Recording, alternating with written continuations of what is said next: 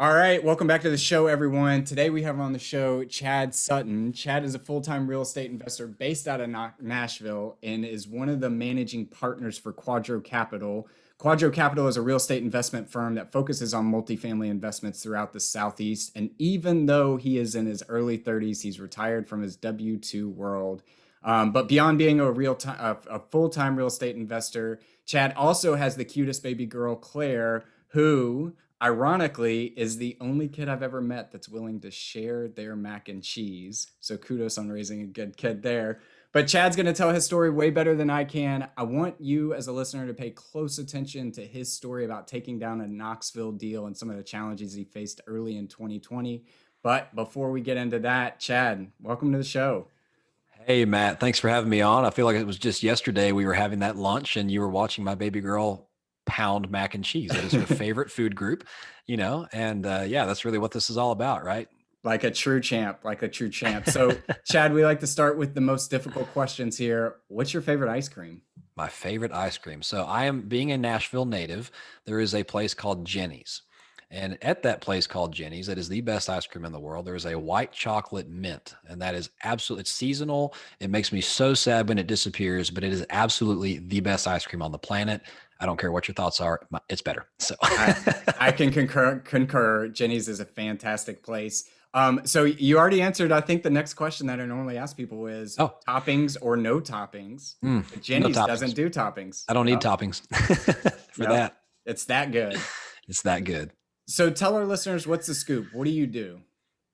What do I do? Well, these days I am what you would refer to as a multifamily syndicator. I learned long ago that it is better to spread your risk and invest with a group than it is to, be the only capital partner and member on a team of an investment. So basically, I specialize in sourcing uh, apartment complexes that are not in distress, but not optimally run.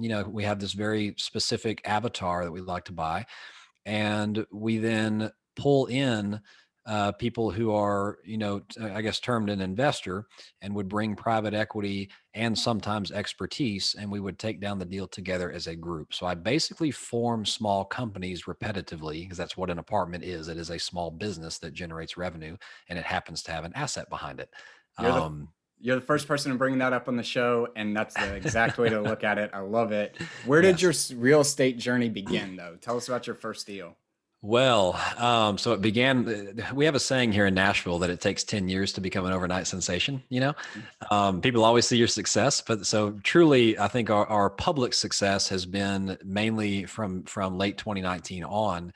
But our success prior to that was behind the scenes, investing with our own money and things like that. Really learning how to do this, getting educated. So I'll say that the journey for me started probably in late 2017 is when I personally started. My partners have been in it for anywhere between 6 and 18 years. So I'm the baby in the family, if you will. But I learned that you always want to be the dumbest kid in the room if you can help it, right? That's how you get better. So, formed that team in 2020. I think I really started to learn about real estate and ask questions about it when I read this book. I don't know if you've heard of it, called Rich Dad Poor Dad. And it's Never heard of little it. thing, Yeah. but I read that and a number of others, and that changed my paradigm about money. I mean, I think I told you over lunch, I looked down one day and I was in corporate America. I was a decorated engineer rising through the ranks. My wife was in the medical field, doctor of pharmacy. And we were grossing like $250,000 a year, man. We weren't getting anywhere. It's like the treadmill was getting bigger and bigger, the hamster wheel, whatever you want to call it. And so that drove me to look at those books and figure out, how do people build wealth in this country? And the common denominator was real estate. Simultaneously, the patriarch of my family, my grandfather, very well respected man, he was in insurance for a long time and died as an investor. He passed away, and that forced my business partner, Kim, my aunt, to actually, she's one of the five. She took over that company and basically, using her brain, I think she increased it by like 140% net profit in a year. And we're like, oh my gosh, mind blown. Like, this is what you can do with these assets. And so that they introduced us to value add real estate. And dude, from there, it was just education, networking. How do we scale? And we started buying apartment complexes. And then, quite frankly, what you realize as a deal maker is eventually you're going to run out of your own money. So you can either You can either focus in operations and acquisitions, which is what we do, and assemble money from people who want to earn a good return better than they can get in the stock market with tax benefits, but don't have the time to do what I do, right? Or the wish to do what I do, right? Or I can go, you know, do it like a wholesale or house flipping business and just generate cash doing that and invest it in my own deals. I could have done either way, but I chose this way. And it's been much more rewarding. We've been able to help a lot of people along the way. Yeah, I know. One of the things I heard you say one time was that you looked at what you had and figured out how do you redistribute it. And I know that's one thing I'm Yeah. learning a lot more about is like your own funds that you have sitting right in front of you. How do you go use those funds to Yes. leverage them in real estate and things like that? But did you start off into apartment complexes, or did you do any single families or flips or anything like that beforehand?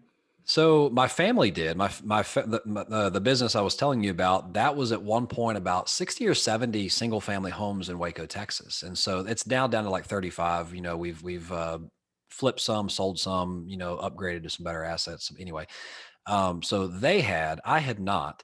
My first experience of real estate was this house you're looking at right here. I bought a 1937 historic home in Nashville, Tennessee, mainly because it's all I could freaking afford, man. You couldn't like I could not stomach the pricing of what property was at that time, and so my wife and I decided to buy one and do a live and flip.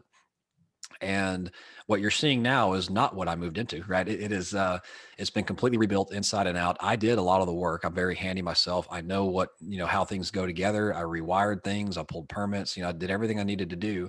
I hired things like painting and roofing and stuff like that. But this has been the only thing left to do. And I'm actually on the clock now because my second baby's on the way. And my wife has said, "Where's that kitchen getting in? Because if we don't do it now, it ain't going to happen for 2 years." So I've got the appliances on the way, which anyone in the business knows you can't get appliances for anything right now. So that's like, those don't show up until February. But we did everything, from I took down walls and remodeled a beautiful staircase in the entry, remodeled the upstairs, remodeled a bathroom that was like, this thick of wall construction, ridiculous.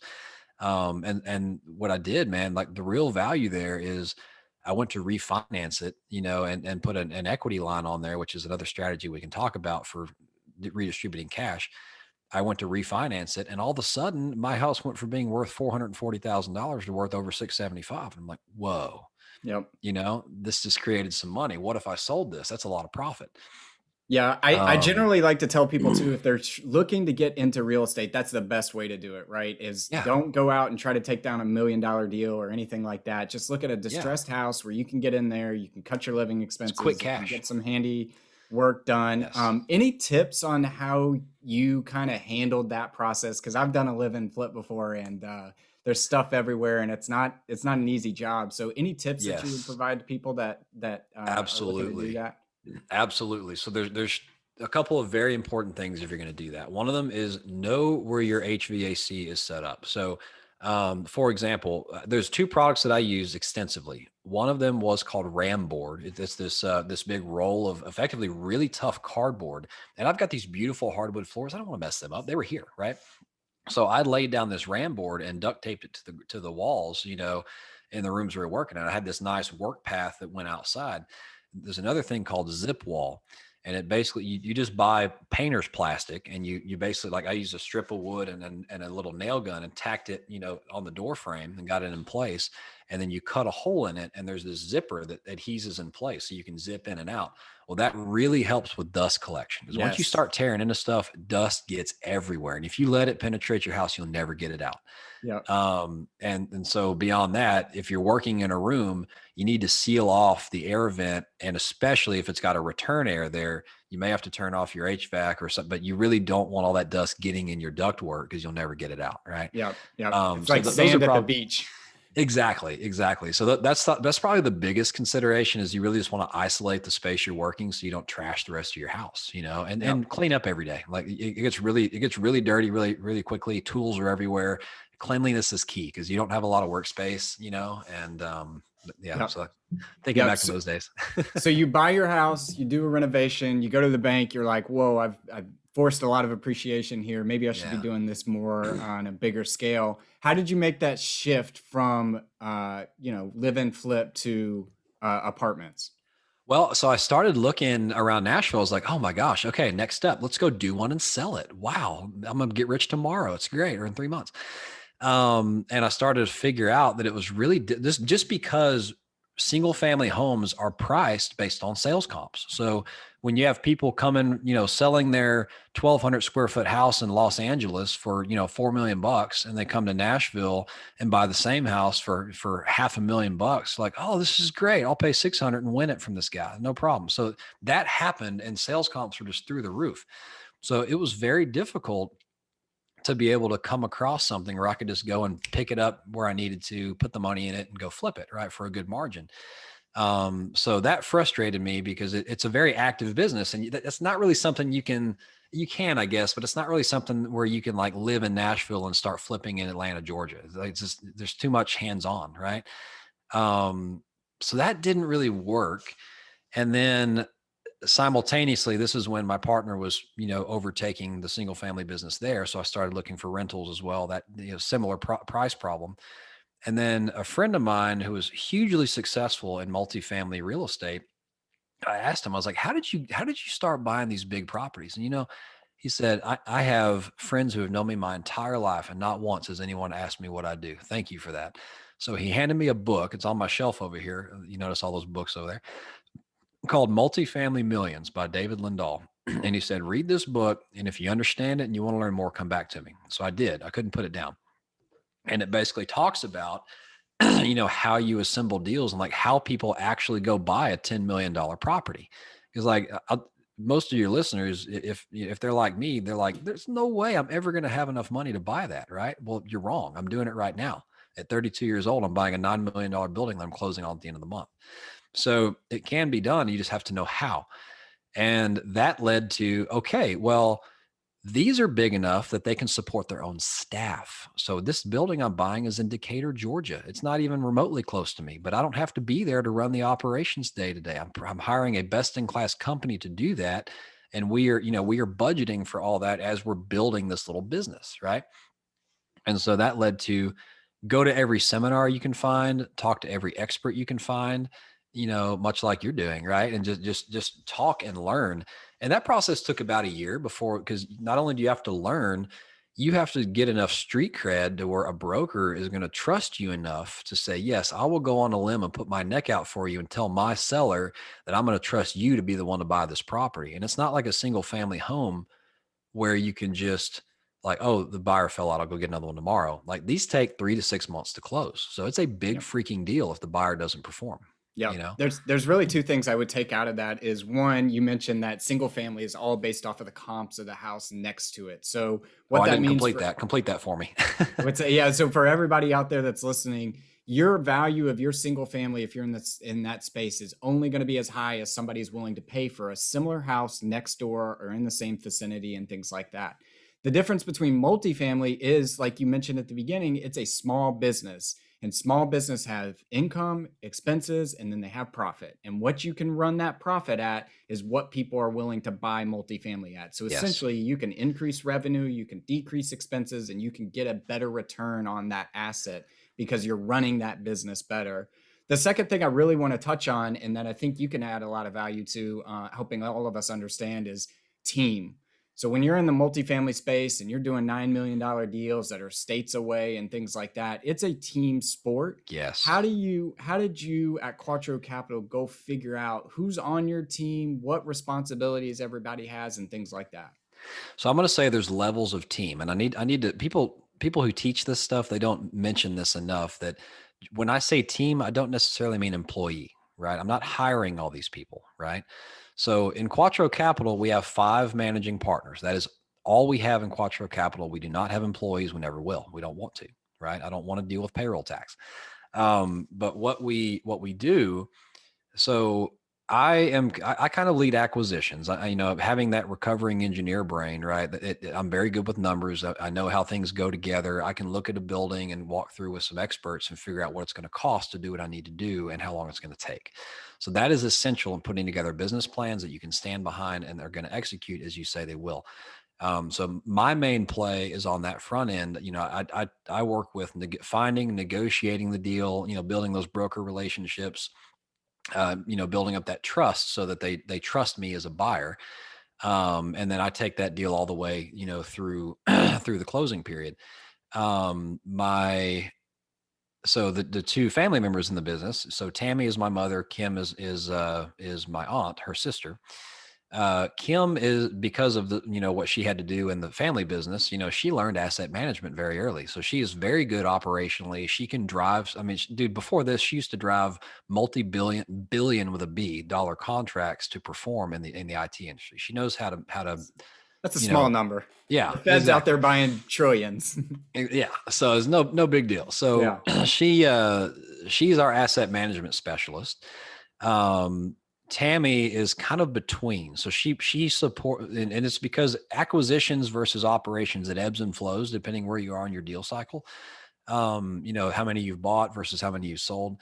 So Tammy, she's a switch hitter, and she plays in the closing process. So she's very good at working with lenders and getting the loan closed, taking over a property, like getting through those first 90 days, which are critical to get operations and expectations set. But she also supports Kim on the asset management side and is kind of moving into a leadership role there as well.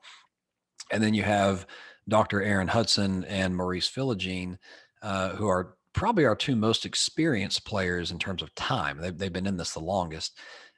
They've got quite a platform, both of them. And so a lot of people know, like, and trust them.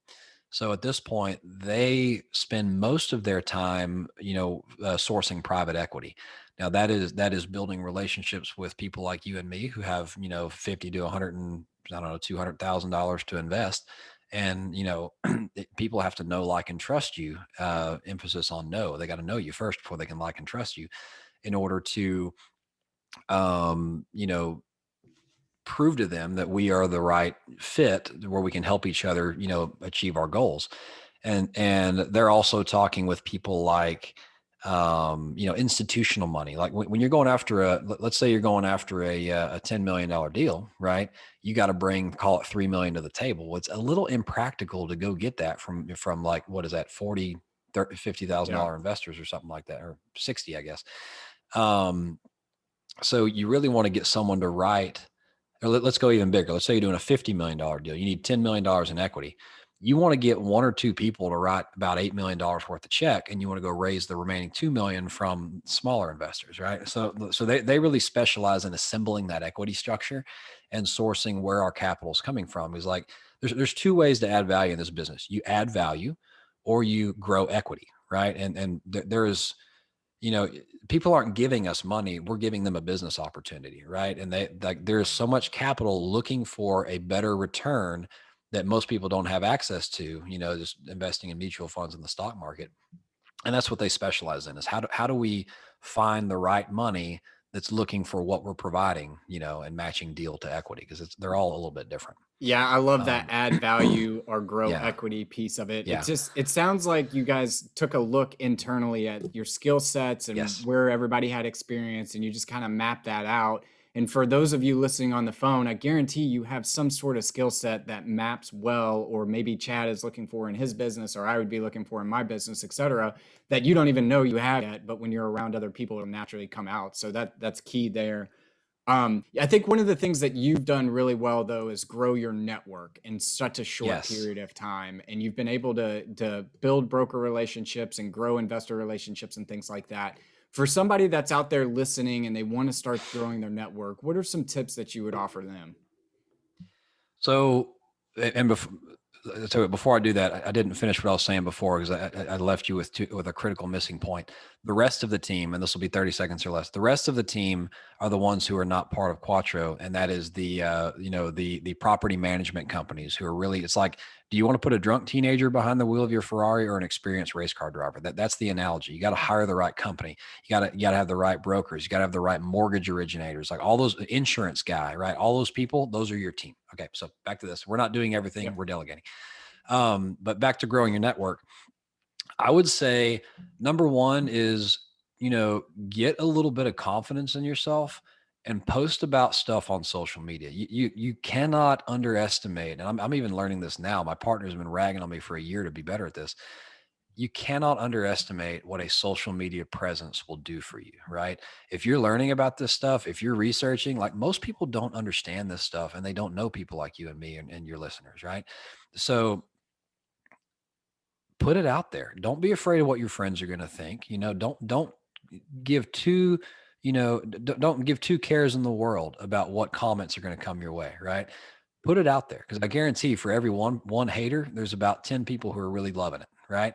And so use Instagram, use Facebook, use LinkedIn. Don't send out mass things like those mass LinkedIn messages. I just posted about that yesterday. It Yeah, I saw frustrates me. that. So you see that? Yeah, I I saw literally that. looked at my LinkedIn inbox. So it's like I'm really trying to be intentional with social media this year. It's on my goals and objectives. And so they're all on my main home screen. And I pull up LinkedIn. There's 23 messages, and I looked at them, and not a single one was not a mass message. And I'm Yeah. like, guys, learn how to network. This is ridiculous. So anyway, so do that. And in pre-COVID times, I would have said, go to every meetup you can find, right? Find a topic you're interested in. If it's real estate, if it's stocks, if it's cryptocurrency, whatever it is, go to meetups and meet other people who have that common interest. If there's not one, start one, right? You'd be surprised who comes out of the woodwork for that. Go to like all these mentorship things, like you see boot camps and you see, mentorship programs and all those different things. Now, understand that you spend what you can afford to spend, right? I mean, some of those things get pretty expensive, but you can find them from, $100 to 10,000 and more. It just depends what you're doing. But go to those things because not only is the education valuable, the network is valuable. Like you find some pretty powerful players in the industry that attend those kind of conferences and events like that. So I would just say, like, figure out where the avatar you're looking for plays and immerse yourself, Yeah, I want to double down on that events thing because I went to my first event last year. I'm done a lot of books and networking and listening to podcasts and all that kind of stuff. But I went to my first networking event this year, and it is a little scary, right? You walk in a room, you don't know anybody, and all that kind of stuff. All I did was really take note of who was speaking, who was on stage, and things like that. And I just started reaching out to them. And I can say confidently that my network has grown 20-fold since doing that. And I Yeah. read something in a book the other day that was talking about, just picture you're at the top of this mountain and it's a snowy mountain and you've got to push a snowball down the hill. And one of them's like one positive decision and one of them is a negative decision. In this case, it was a positive decision of going to the networking event and the negative decision not going to the networking event. All I did was push that little snowball down the hill of the positive event. And it's amazing I what's love come of that. it. So Oh my I, gosh, I I, love that. I'm gonna steal yeah, that. yeah, I love that. Well, I stole it from someone else. So I Yeah, think there you Abe go. Pay it Lincoln forward. said Pay it. it forward. Yeah, yeah. So I love that. When you mention your LinkedIn messages, I get a ton of those too, and it is Yeah. kind of frustrating to kind of sift through those. How could somebody separate themselves if they were trying to separate themselves in their LinkedIn message to you or to reaching out to someone? Well, so number one, LinkedIn messages have just become so flooded that it usually takes me a couple of weeks to get to them anyways. Because like you said, I have to weed through the others and there's not a good filter. But on the rare occasion that I stop and read one, they've either attached a video or they have, or that like you can tell when it's a personally written message versus something that they've automatically inserted my name and a 100%. generic message, right? 100%. Be personal. Like, I guarantee if you take the time to reach out to 50 people personally versus 500, automatically, so to speak, with an automated tool, you're probably going to get at least 2x the response rate on those 50, than you would on the 500, and it's, and they're going to be more quality type things. So, um, and never lead with a pitch Yeah. ever. If you're immediately saying, "Hey, how you doing? How would you like to make $1 million in the first," like, delete, I Yeah. mean, you know Yeah. what I'm saying?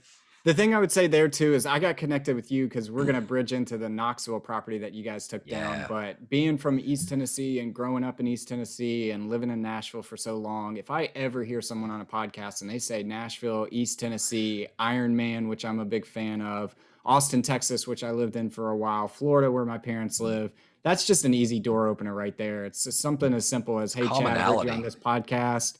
Yeah. I invest in the Knoxville area as well. Would love to learn more about your 2021 goals and see how we could potentially work together in the future. The word you said right there is commonality. Like Yeah. build commonality. That's how you get to camaraderie, and that's how you get to the know, like, and trust pyramid. Like whether you're trying to get someone to invest with you or just like buy something from, like whatever it is, or even just like you enough to click accept your friend request, right? Yeah.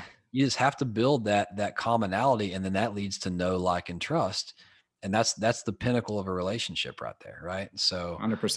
yeah, man. 100%.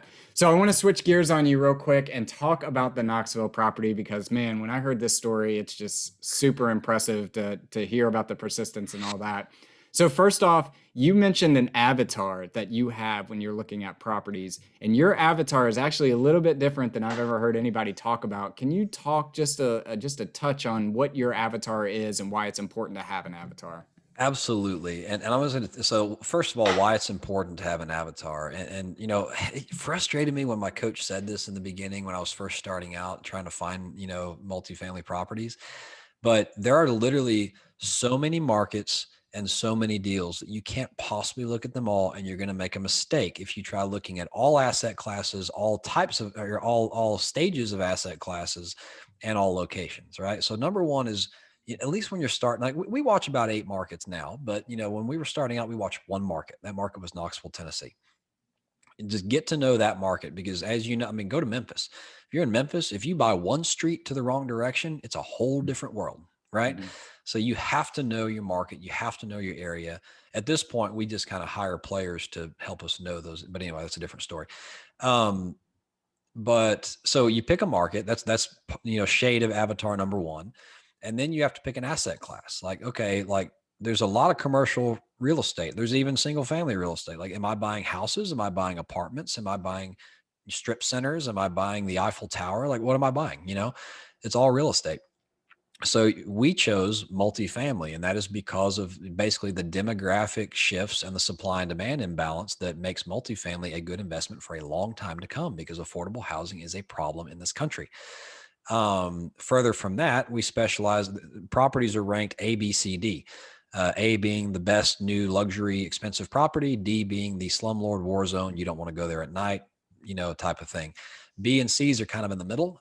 B's are your a little older building, but still nice. It still has a mixture of white and blue collar workers. Your C class is typically renters so those are renters by choice. Your C class are usually renters by necessity. They'll never be able to buy a house, right? So we tend to play in the upper C, lower B area. And the reason is, when times are good, people move from the lower class properties up into your property, and when times are bad, they move out from their $1,500 a month luxury condo down into your apartment. So you're always full. Can I say something real quick on that? Yeah. C-class properties and multifamily were the only ones to be able to raise rents in 2020. So Yes, that's a and I was perfect one of example. those. I was Yep, one of those. And see the smile on my perfect face. example. Yeah. um, So yes, exactly. And that's because supply and demand went up, or demand went up for a limited supply. That's why that's fundamental economics, y'all. So from there, I don't just buy any B and C property.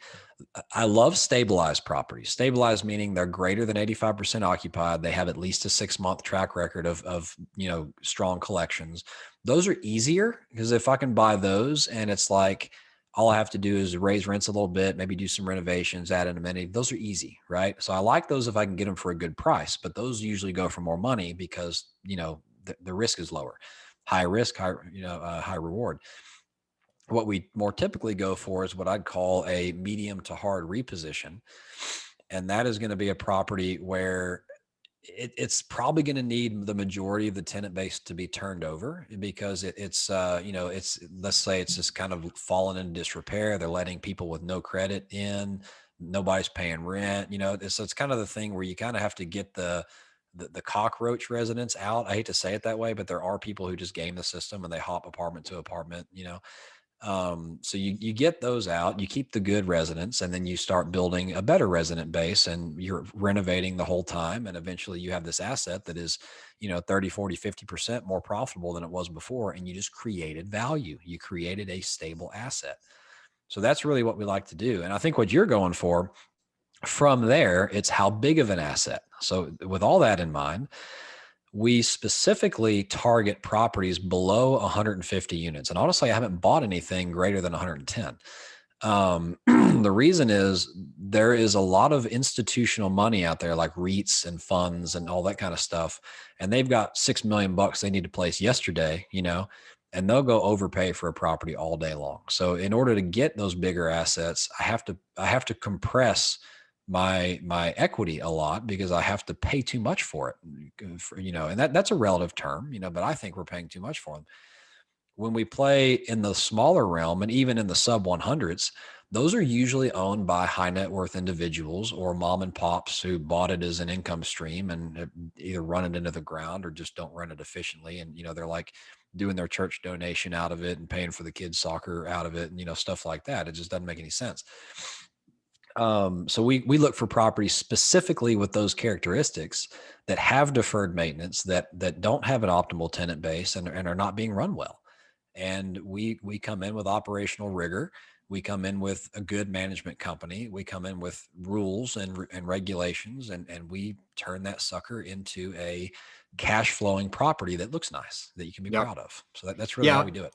I think one of the reasons why I love the market that you all focus on is, one, you can add a ton of value there, right? By stabilizing the property. And again, multifamily is all about running a small business. If you can increase the profit by either increasing the revenue or reducing the expenses, you're going to get a better asset value when you go to disposition or go to sell that property. That's right.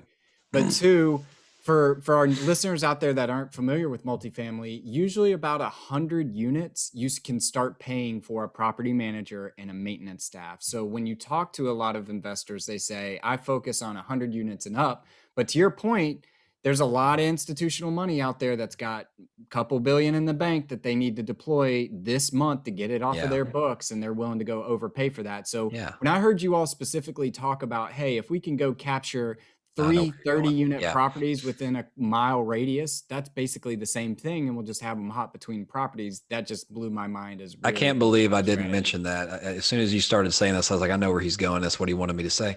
But we so the rest of the strategy is we're not scared. A lot of those institutional buyers, they won't buy something that can't support its own payroll because they don't ever want to visit the property. Exactly. Right? We're not scared of that. We've bought 12. I just closed on a 12 unit on December 31st. It was our 8th acquisition of 2020. We have done 22 unit, 35 unit, 42 unit. Like, we do all these smaller properties, but just think about it think bigger. Don't think about that one property. Go in there and sell your management company the idea that, hey, I'm going to go buy 4 or 5 more of these, and we need to go ahead and hire somebody. Love it. And so, we've got 154 units in Knoxville to date, across 7 complexes. So they're not big. And we have 2 full-time managers, a full-time maintenance supervisor, and a crew that buzzes around doing all of our work because we are operating like a 154 unit complex. We have enough to do that. But guess what? I got those properties for a much better deal than I would have gotten one 154 unit property. That's right. And I think the key there is they're not 20 miles away from each other. No, they're 3 miles away. Strategic radius of distance. They're close. But when you talked about, we talked about you closing on the Knoxville property in March. I think that's a super interesting story that I would do disservice if I tried to tell it. Can you tell our listeners about that property? And the key thing I want people to listen to here is it's as good to underwrite the deal, but you also need to be underwriting the loan person as well, the financier, the bank of the property as well. So can you talk to us a little bit about that? Absolutely. I'm going to try to go through this quickly because it is a long story, but March 18th. Okay. I have about $2.5 million hard with my team on a 67 unit portfolio in Knoxville, Tennessee. It's across 3 different properties. So it's and it's a very astute seller. His family built them in the 60s, and he was actually getting ready to, buy a commercial building using a 1031 exchange, which basically means he has to roll the proceeds from this deal into the next deal and not pay taxes. So he had a deal contingent upon this. So we're almost done. It is, our contract expires, I think, April 15th. It's March the 18th. So we had a month left. We are finishing up. The money's raised. We have the lender is in the final stages of funding the deal. We were 12 days away from closing. We get a phone call. If anyone else remembers what happened, um, that is when the world fell apart. The stock market fell off a cliff. Lenders got scared. Money started seizing up, and it was all because of COVID, right? And so our lender walks away 12 days from closing. So the situation is we have $250,000 of non-refundable money, that basically earnest money, that per our contract, it's pretty regular that at certain stages in the deal, money goes non-refundable. So if we backed away at that point, we lose $250,000. And our lender, who their terms were completely what made us put that deal together, right? They're gone. So we found ourselves about $3.8 million shy 12 days before closing. Not a good place to be. So we had to negotiate an extension with the seller, and knowing that he had a seller he had to negotiate with, his seller made it expensive for him. He made it expensive for us, or so we were told. And so we had to put up more money to keep playing, right? Every single day we were having conversation after conversation with all the lenders in our network. We know a bunch. And every day it felt like we were chasing a boulder down a hill, like, or your snowball analogy, right? Of bad deeds. Every day we would talk to 3 lenders, and every day, the next day, they would stop lending. And it was just like chasing a boulder down the hill as the market seized up. And so eventually, we found ourselves 10 or 12 days in. We've paid more money to extend the contract, and there's just no end in sight. Like no one's wanting to give us a loan that's reasonable. The predatory lenders are now out, where we have to pay like 3 points, and they're like, yeah, we'll close tomorrow for 3 points and 12% and full personal guarantee. Like they're just waiting for me to mess up to take that loan, take that deal back. We call that lend to own, Yeah. So, we had a lot of midnight gut check calls of like, good Lord, do we really need to do this? Or do we need to just take a loss and preserve investor capital and live to fight another day? This losing, as bad as it would have hurt, losing $250,000 is a lot better than getting into a deal and having it repossessed, because you can't fund the loan and they take it back. Then you lose $4 million, right? Yeah. So 20 16-hour days later, we're now somewhere in April. We had to sign before this, we found another lender on the last day. We chose to make 5 more calls each. And on the last day, my 5th call before we gave up was to a what I thought was a bridge lender. It turns out she was a nonprofit lender, for a mission-based group. And she actually was like, what terms are you looking for? Okay, I think I can help you. I think I can beat that. And we actually wound up using nonprofit money that wasn't affected by COVID, basically because the source of the money came from banks who were giving it to this organization in order to get a tax credit. They don't give a damn what they're making on that loan. They want the tax credit, but these guys lend it back to us, to rehab old buildings and make affordable housing. Who's losing in that situation? The government. The government is losing tax revenue, but they are getting what they want, which is affordable housing. So that's why I say it is incredibly important for you to be, lenders underwrite you to see if you can perform. You need to be asking the same questions of them, because if their funding source dries up, they're no good to you, and they can get you in a world of trouble. Because when that lender walked away, they didn't care about our contract. They didn't care what I had at risk. And oh, by the way, I wrote a $35,000 check to them, for all their third-party reports and legal work. And they wrote me a $7,130 check back and said, here's what we haven't spent. Good luck. Right. Yeah. So even the expenses of my money that they spent, they wouldn't give that back. It was so ridiculous. So ask me if it, pisses me off. I'm still mad about that. But anyway, so fast forward, we finally got that deal closed. We had to pay for another extension, on top of that to now let this lender do their work. And we were supposed to close that March 30th. We closed that July 31st, almost 4 months later. But you know what, Matt? We did not quit. We never gave up. We never surrendered. And everything is figure outable, is what, one thing our coach says. Everything is figure outable. You can, if you envision what you're after, the hard times are going to come, but you can get there, Yeah.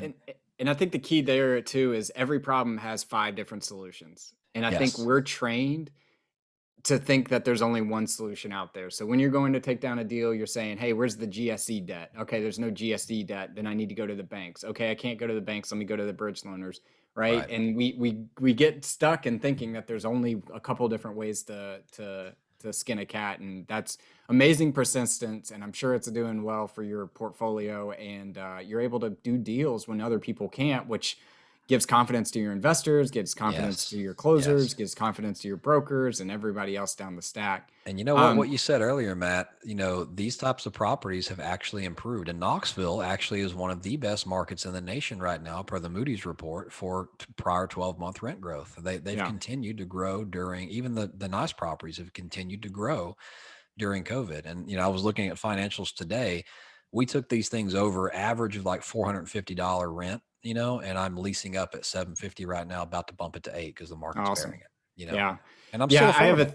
I have a theory on that. I think it's because all the institutional capital got their balance sheets flooded by the Fed, so they're going to every major MSA and playing there, and bigger capital is going to say, Yeah. "Hey, we need to play in a secondary market where people like yourselves can go and say, "Hey, this is local. I know this market. I know Right. the jobs. I know what this is going to entail. I'll just go play over here where nobody's really playing." So Exactly. I would say don't sleep on the tertiary markets if you're out there listening. Find a good pocket of a tertiary market where there's some good economic drivers behind it, and go play in that sandbox. Um, Yes. I know we're coming up on time here, so I want to switch us to the last round here. I've got 5 questions that I asked everyone. I'm All open right. to suggestions here if you got a name for it after this. Um, but the first question is, what is your favorite book? My favorite book. So I recorded a podcast earlier today and I used that one. So I need to change to another one. Um, there's a book called Who Not How, and I'm Yeah, currently reading it. yeah. And that is my biggest growth point right now because I like to touch everything. I'm an ex-doer. I'm an ex-engineer, right? Um, I'm really having to learn as we scale to enable others and lead a team, right? And empower others, even if they crawl before they walk and fall on their butt a few times. You have to let people fail so they can grow. And you know, stopping, quitting the mindset of how am I going to get all this done, and starting to ask who can do this for me in the Right. right way.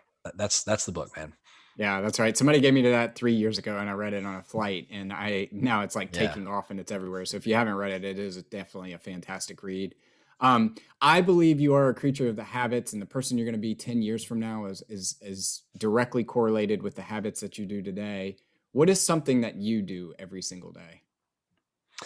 So I'm a big fan of Miracle Morning. There's a guy named Hal Elrod that he has an amazing story, by the way. Wrote a book called Yes. Miracle Morning. And yeah, you want to talk about, you think you've had it hard? Go read Yeah. his. Yeah. But I get up at 4:30 every single morning, and people are cringing hearing this, and it's not that bad. Like you envision what you want to get done in the morning, and I'll tell you what, that is the best quiet time. I get some of the best high value work done between 4:30 and 6:30 before my daughter wakes up. And part of my miracle morning, by the way, is then getting her ready for school, taking her to school, going to work out. So by the time I get to 9:30 in the morning, I've accomplished more than most people do all day, you know? And that is a great feeling. And it's such a good thing for your mindset. So that's one of them. The other, I'm actually, where's that book? I'm actually doing the 75 hard program right now Yeah. with some of my partners. You've probably seen me posting about that. It is hard. It is 75 days of 5 critical things. It is taking a progress picture every day. So it helps you with the fitness part. Working out twice a day for 45 minutes, not 44, 45. One of them has to be outside no matter what the weather is. It is drinking a gallon of water every day, which is why you see me drinking out of my cup over here regularly. It is, um, let's see, what did I get? Picture, No workout, alcohol, no water, cheat meal. no, no alcohol. Yeah, the diet. So there's no alcohol, no cheat meal. And the other thing is, I'm gonna have to look at my list here. I can't even spit them all off right now. But the point is, it's doing 5 really critical things. Here we go. So diet, water, workout. Oh, read. You have to read at least 10 pages of an entrepreneurial self-help or personal development book every day. And so it's really trying to build, like, growth happens in the monotony, right? Growth does not happen like a Rocky film where, you have a 2-minute blast of awesome music and him running to the top of the hill and, pumping his fists and then knocking out the dude, right? It's, it happens over time. And like all these little 5 monotonous tasks, I do them every single day and I get a little bit better every single day. And then at the end of 75 days, like if you miss one day, you have to start completely over at day one. So it's like going through 75 days of that, your body's going to hurt, your mind's going to be fatigued, but you're going to have this clarity because you get to the point where it's like, okay, I can achieve whatever it is I want to achieve. You have that mental toughness, so Yep. miracle morning, mental toughness. That's what will get you to anywhere you want to go. Yeah, I'm so glad you mentioned the miracle morning because it's something I get up at 3:50 every morning, so I subscribe to Oh, an you early beat me. riser as well. Um, but I get my workout done, and I believe in paying yourself. And every day, somebody's going to be chipping away at your time. And people that think they're a night person, look, I'm not a night person, so maybe I just don't understand it. But I do know there's times where I get at the end of the day where I do not feel like doing anything, and that happy hour friend text or that go to dinner text comes in, and you get lazy and you do that, and all of a sudden now I'm 2 days ahead of you if you miss that kind of thing. I read something the other day too that said if you wake up 15 minutes early every single day for a year, that's like adding another 20 to 30 days into your year. Just imagine what that looks like over the course of 10 years. So I'm so glad you said that. um, what's the best piece of advice you've ever received? Oh, the best piece of advice you've ever received. It's simple, man. I think it's be present.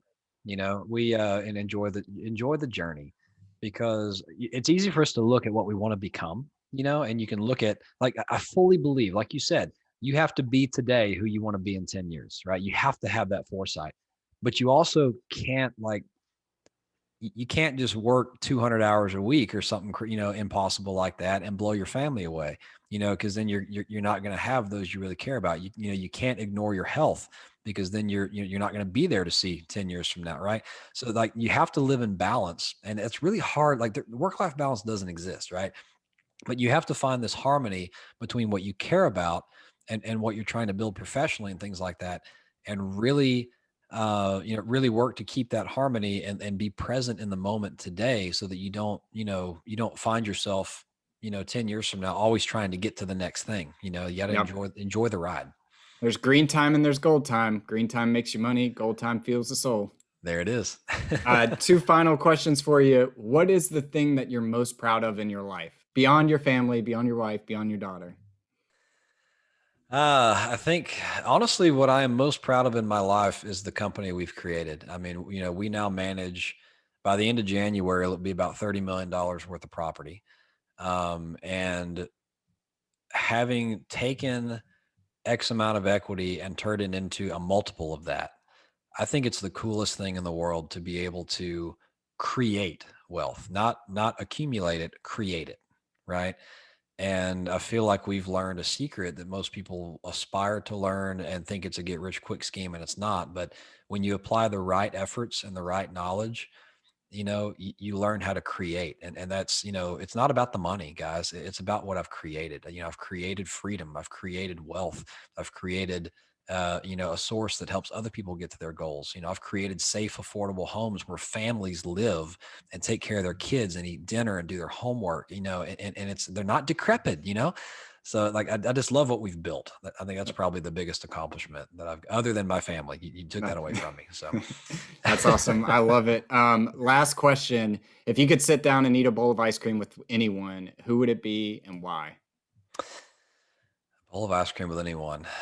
Dead or Um, alive? Dead or alive. Well, that's really you stumped me on that one. So intuitively, I want to say my wife, but I know you're going to take that one away from me too. They're really, that's so I'm gonna assume you took that away from me. Um, I would probably want to sit down with Andrew Carnegie, right? And I'd want to pick his brain. Is that is one of the titans of industry, and even though the rules were different back then, like the difference between entrepreneur and the common person was so much greater back then. I just love to know what he knew, you know. I think that would be it.